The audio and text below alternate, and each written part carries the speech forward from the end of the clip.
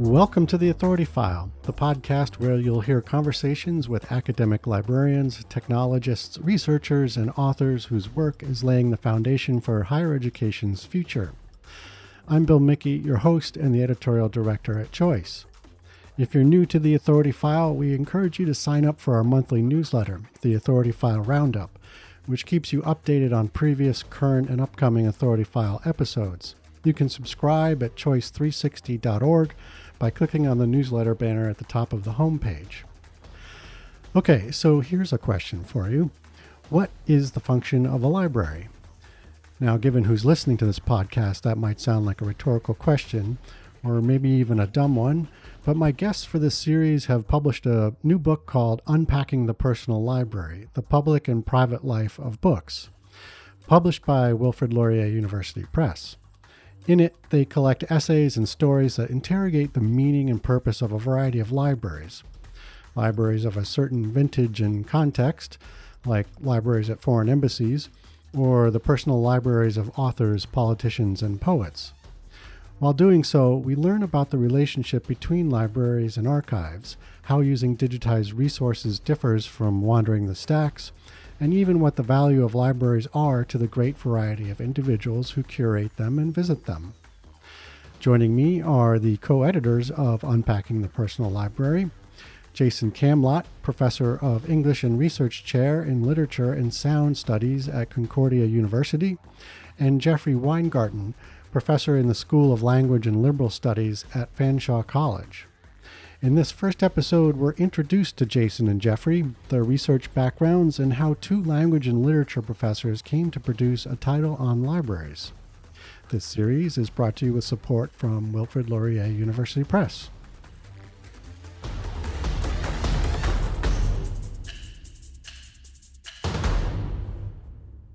Okay, Jason and Jeffrey, welcome to the program. Thanks for joining us.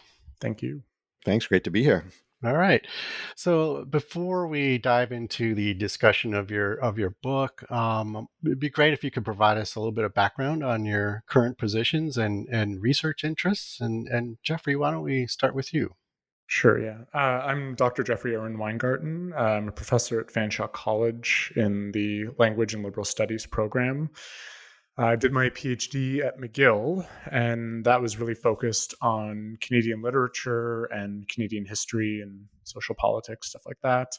But since then, I've moved on to work on a lot of other things alongside that, things like creative studies, or creativity studies, I should say, radical pedagogy and redesigning online teaching, as well as critical thinking and informational literacy, and of course, quite a bit of work on libraries. There you go. Jason, how about you? Yeah, I'm a professor in the Department of English at Concordia University. I'm also a research chair in Literature and Sound Studies. I was hired here as a Victorianist, so I'm a specialist in 19th century British literature, but I've always had an interest in the relationship between literature and media history, originally sort of doing studies in book history and periodicals history, and more recently on the history of early sound recording, and then sort of the longer history of sound recording in relation to literary performance. So that's me. Okay, excellent. So I'm seeing some common threads there between your background. So, which leads me to my next question, and that's how the two of you came together to do the research for this book. What's the origin story there?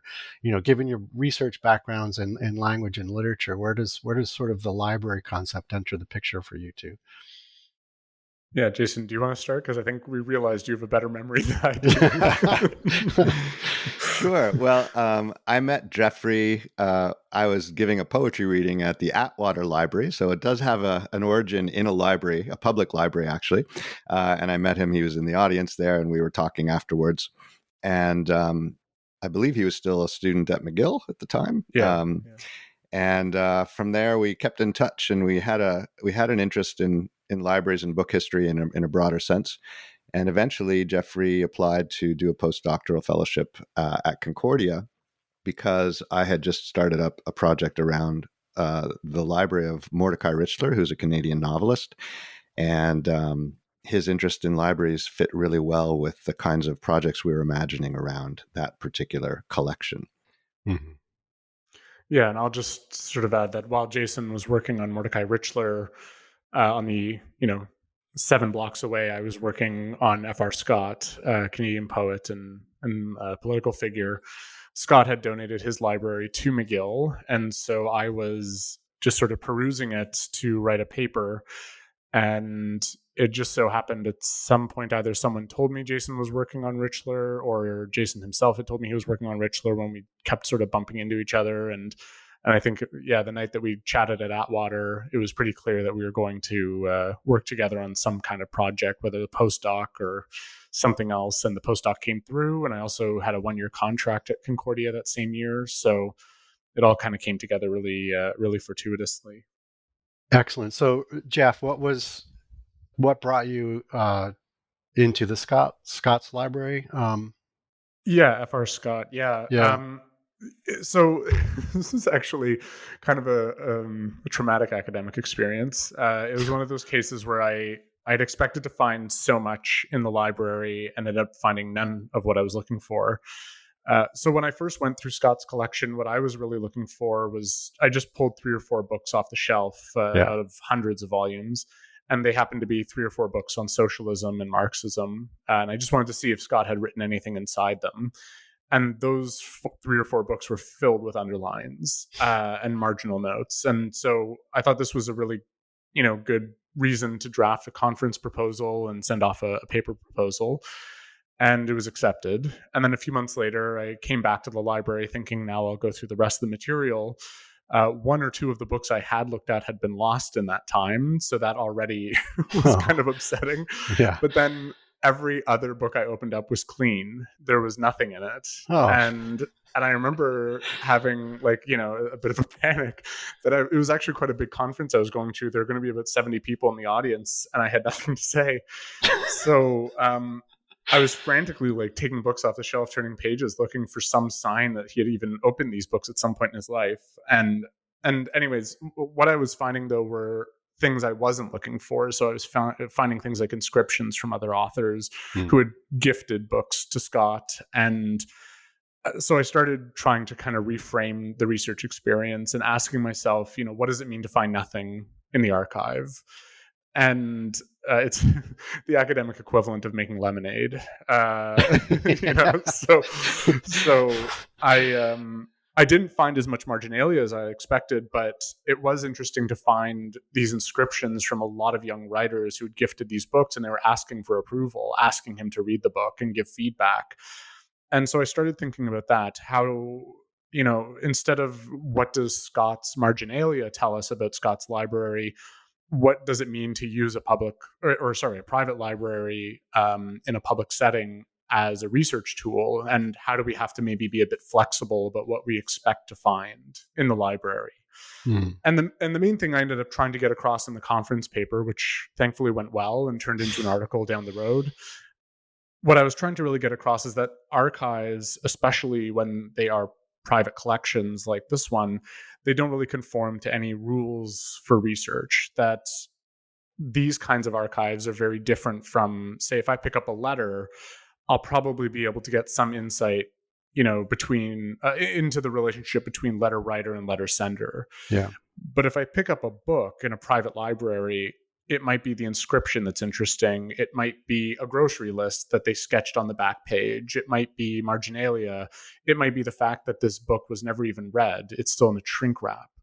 So I think when you're in an archive where you're looking at letters and diaries, it's perhaps more straightforward what you're going to be looking for and where and why.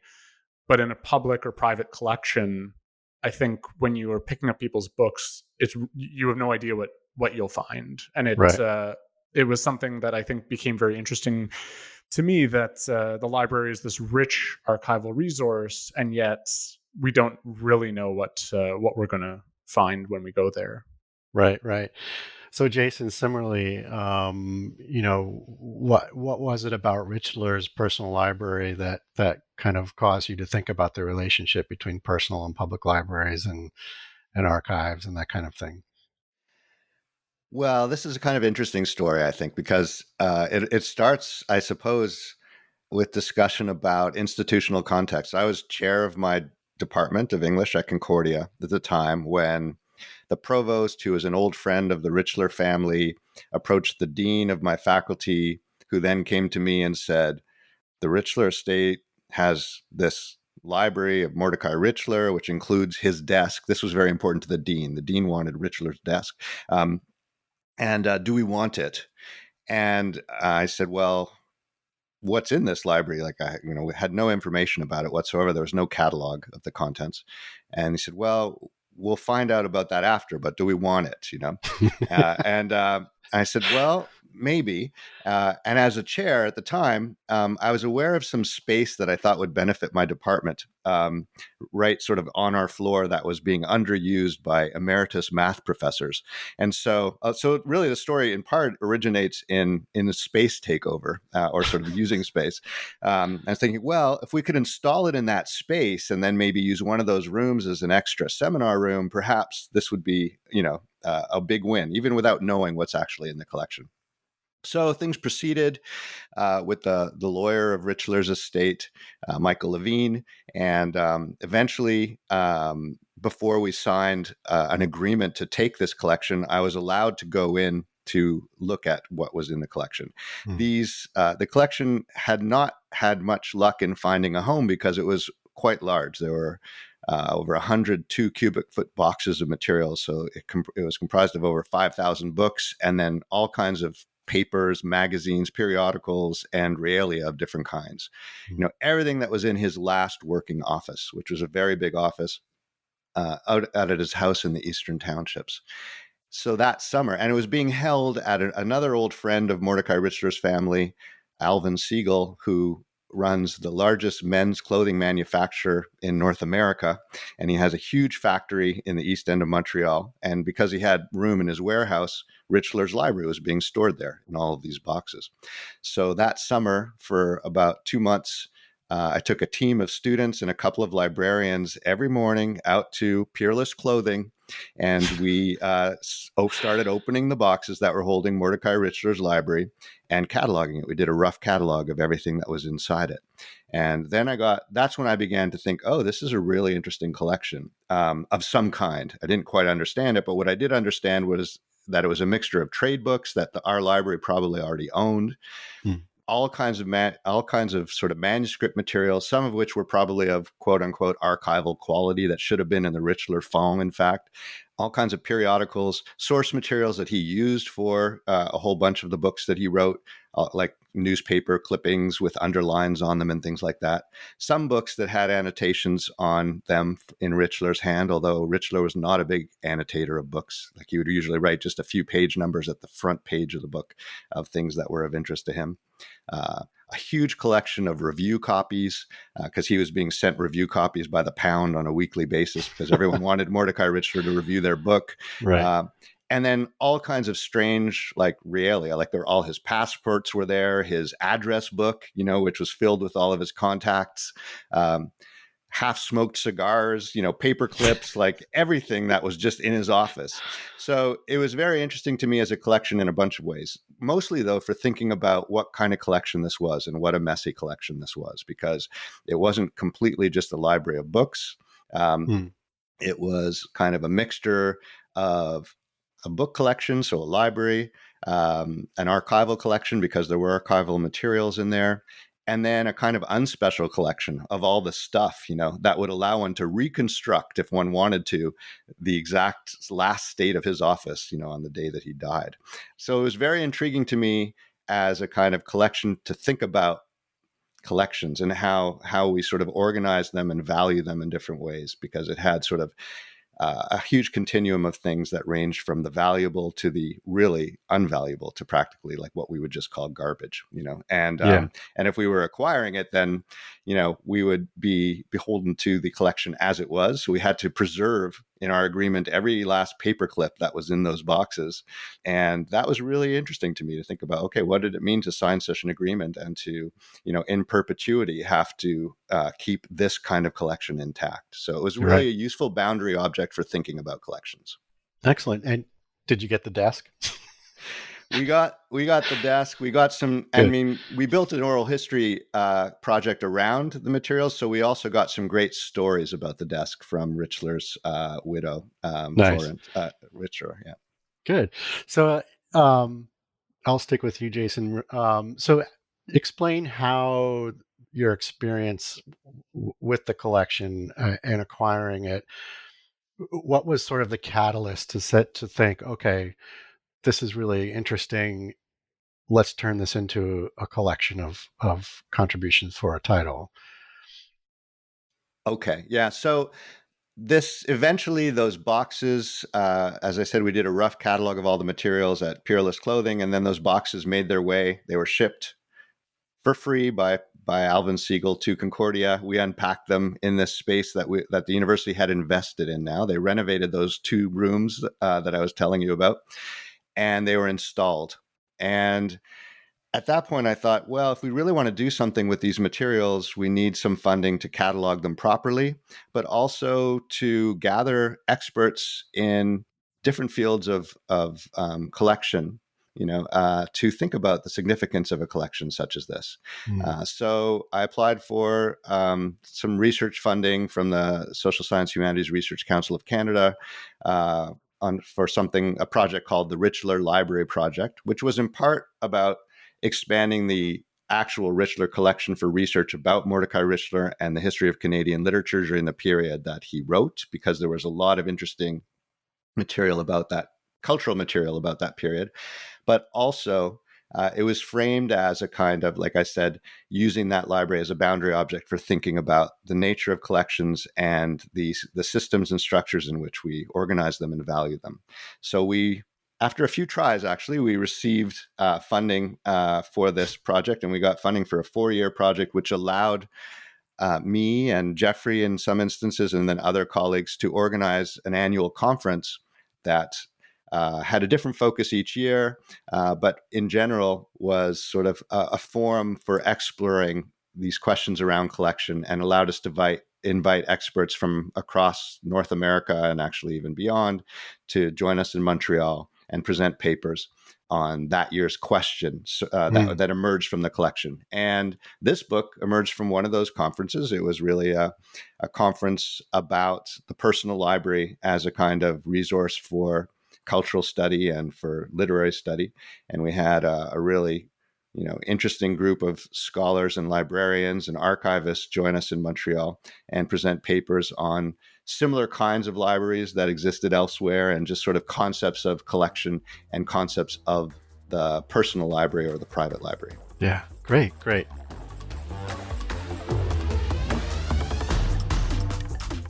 You just heard from Jason Camlott, Professor of English and Research Chair in Literature and Sound Studies at Concordia University, and Jeffrey Weingarten, Professor in the School of Language and Liberal Studies at Fanshawe College. Join us next week as we explore the variety of ways we can define a collection and the push and pull relationship between digitizing content and the contextual importance of physical books on shelves. This series is brought to you with support from Wilfrid Laurier University Press. One of the things that I think is so symbolically important about wandering a stack, of books, is that I'm taking my time with my research. I'm not rushing. I'm not going just where the internet tells me to go. I'm exploring and discovering, and I don't know what I'll find. And I end up finding these unexpected gems. And I think that there is something, unfortunately, very symbolic about saying, well, instead of wandering and taking your time, use this search engine and look up the digital copies, and they'll all be right there for you at home, on your computer. There is something beneficial about that, and there is a convenience there, but I also think that we might give a little bit of thought to what we're telling people about what it means to actually peruse a collection.